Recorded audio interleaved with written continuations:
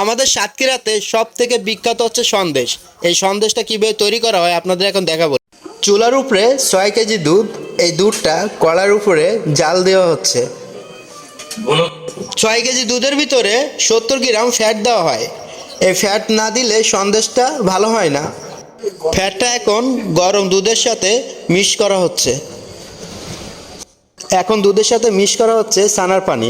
এই টক পানিটা দুধের ভিতরে দিয়ে ছানা কাটা হয়। দুধে পানিটা মিশানো শেষ। অলরেডি দুধটা ছানা হয়ে গেছে, এখন নামানো হয়েছে। ছানার ভিতরে একটা এক্সট্রা পানি জমে থাকে, ওই পানিটা এখন আলাদা করা হচ্ছে।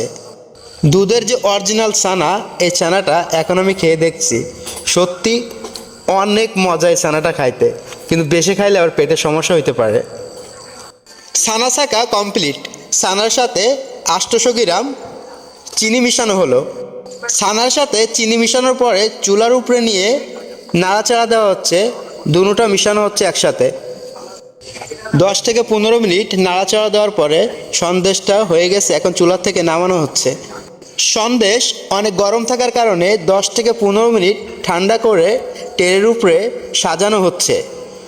সন্দেশটা আমি খেয়ে দেখছি, অনেক মজা। অরিজিনাল দুধের সন্দেশ একমাত্র আমাদের সাতক্ষীরা জেলাতে পাওয়া যায়।